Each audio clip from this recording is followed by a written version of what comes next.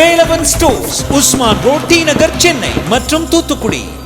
விழா காலங்கள் எல்லாம் வேலவன் ஸ்டோர்ஸோடு.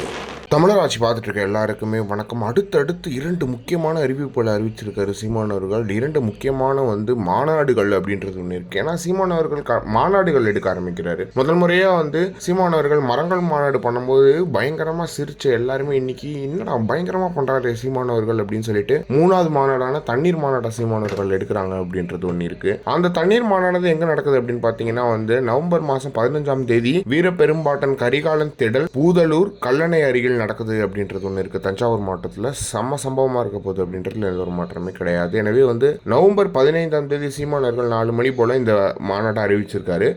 அதை தொடர்ந்து இன்னும் முக்கியமான மாநாடு கடலம்மா மாநாடு. அதாவது இந்த மாநாடு எங்க நடக்குது அப்படின்னு பார்த்தீங்கன்னா தூத்துக்குடியில் நடக்குது. அது 21ஆம் தேதி. கிட்டத்தட்ட 6 நாட்கள்ல 2வது மாநாடு. இந்த மாதிரியான மாநாட்டுகள் 2 நாட்கள்ல, அதாவது ஒரு வார கேப்ல பண்ணக்கூடிய ஒரு நபர் யாருன்னா தமிழ்நாட்டிலே சீமானவர்களால தான் முடியும். ஏன்னா அப்படிப்பட்ட தம்பிகளை சீமானவர்கள் கையில் வச்சிருக்காங்க. அதனாலே சீமானவர்களுக்கு மிகப்பெரிய ஒரு பலமா அது இருக்கும் அப்படின்றதுல எந்த ஒரு மாற்றமே கிடையாது. ஏன்னா கடலம்மா மாநாடுன்னும் போது மீனவர்கள் அதிகமாக கலந்துக்கூடிய மாநாடாக அது இருக்கும் அப்படின்றதுல எந்த ஒரு மாற்றமே கிடையாது. எனவே மீனவர்கள் அதிகமாக கலந்துக்கிட்டாங்கனாலே மிகப்பெரிய ஒரு பலமா சீமானவர்களுக்கு இருக்கும் அப்படின்றது ஒன்று இருக்கு. இந்த நிலையில காளியம்மாள் வர நாம் தமிழர் கட்சியில் சேர போறாங்க அப்படின்ற மாதிரி இருக்கிற நிலையில இந்த கடலம்மா மாநாடா இருக்கட்டும், இந்த தண்ணீர் மாநாடா இருக்கட்டும், ரெண்டுமே மிகப்பெரிய வெற்றி அடைய போது. இந்த 2 முக்கியமான அறிவிப்புகளை சீமானவர்கள் ஒரே நாள் அறிவிச்சது மிகப்பெரிய ஒரு ஆச்சரியத்தையும் அதிர்ச்சியும் கொடுத்திருக்கு அப்படின்றது ஒன்று இருக்கு. எனவே நாம் தமிழர் கட்சியினாலே அது உழைப்பு மட்டும்தான். உழைப்பு அவ்வளோ கொட்டுவாங்க. அந்த உழைப்பை நான் கண் கூட பார்த்துருக்கேன். அந்த உழைப்பு இப்போ மறுபடியும் தெரிய போகுது. இன்னும் 6 மாதம் கூட இல்லை எலெக்ஷனுக்கு. எனவே மிகப்பெரிய வேலைகளை நாம் தமிழர் கட்சியினர் செய்ய போகிறாங்க அப்படின்றதுல எந்த ஒரு மாற்றமே கிடையாது. இதை பற்றி நீங்கள் என்ன நினைக்கிறீங்க அப்படின்றத மறக்காம கமெண்ட் பாக்ஸ்ல சொல்லுங்கள்.